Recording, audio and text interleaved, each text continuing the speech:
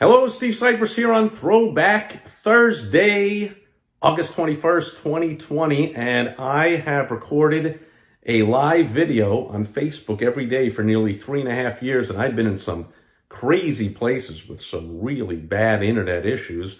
Still have always managed somehow to post a live video, and today I am finally giving up on my multiple attempts for hours. I've heard throughout our neighborhood internet connection issues, people unable to get on the Zoom calls. Facebook tells me no matter what device I use, my laptop, my phone, anything at all, can't do a live video. So that's enough already. I'm recording this video.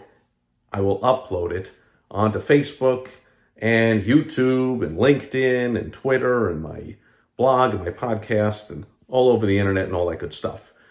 So Throwback Thursday, and I'm remembering to a few years ago as I watched the debacle of the Democrat National Convention, I remember it's a classic mistake, and I see business owners make it a lot. I see the Democrats making it here. It reminds me that Trump did the same thing, and basically every president does the same thing. A lot of business people do the same thing. I think I already said that.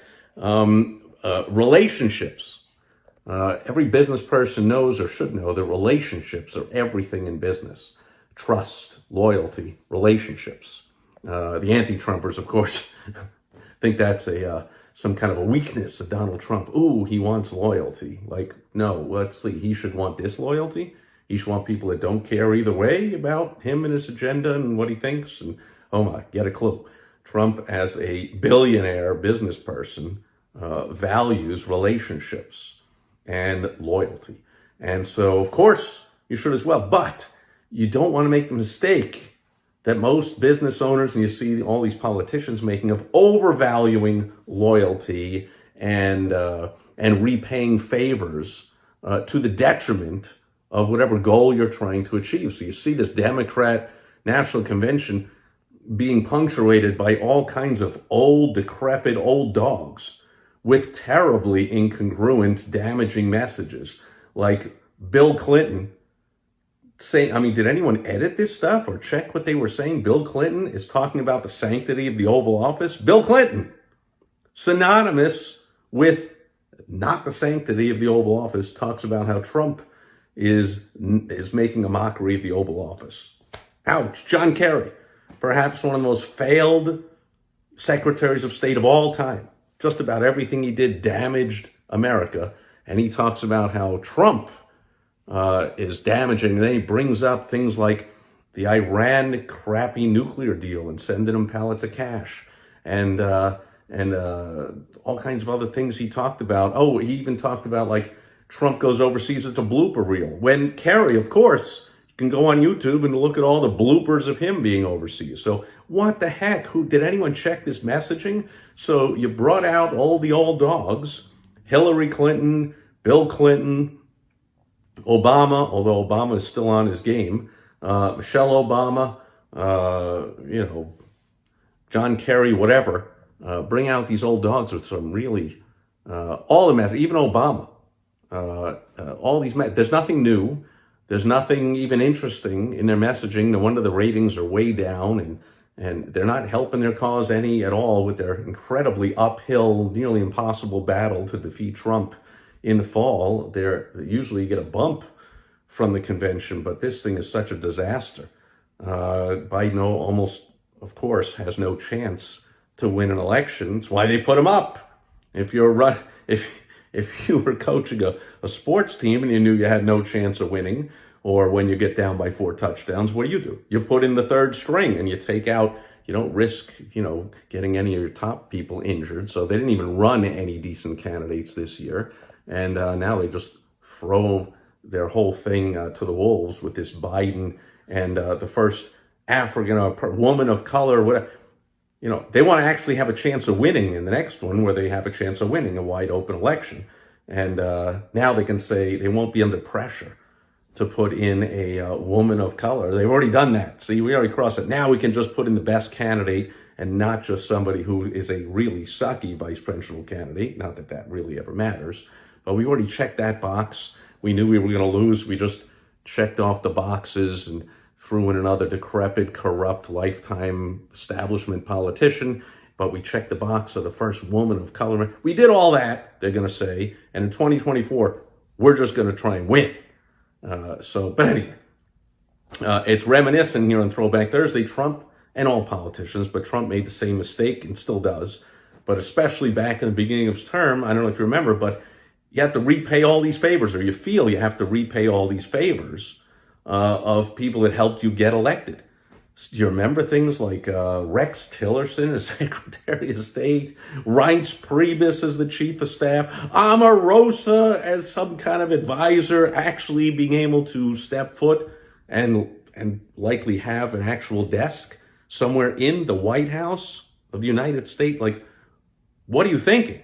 Well, what he's thinking is, I got to repay the favors of people that aren't right for what I want to accomplish, but I owe them, and I'm going to put them in there. And that's what you're seeing with this Democrat National Convention.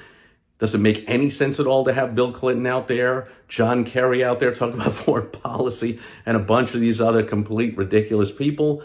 No, of course it does not. But you can't say no. Oh, John Kerry wants to say, we're going to have the disrespect to say no.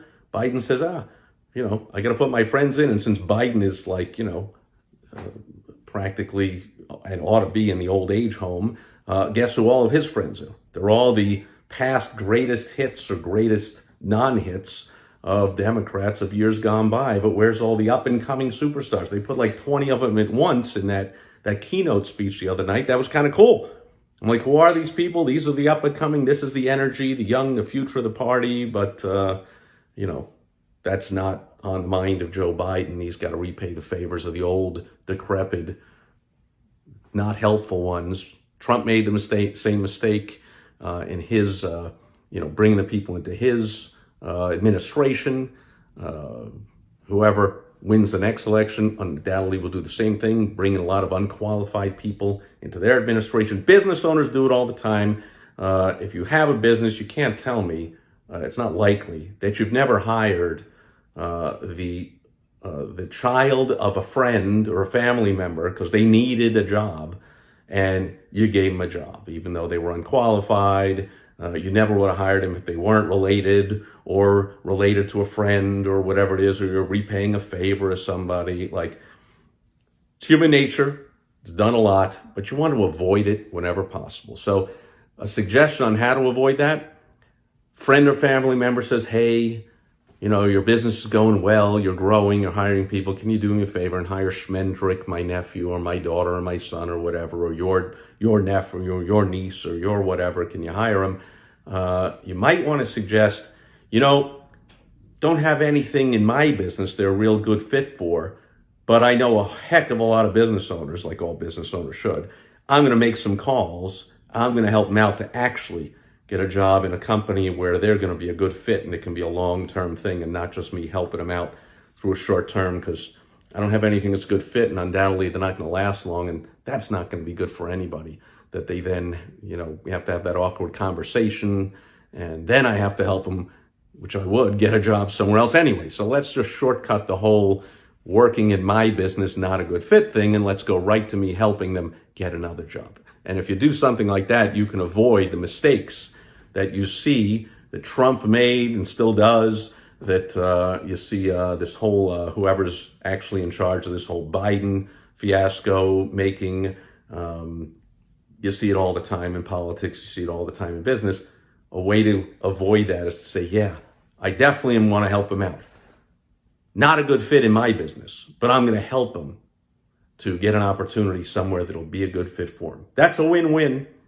You save your company from being crapped on by a bad employee or a dysfunctional, not a bad person, but just not a good fit.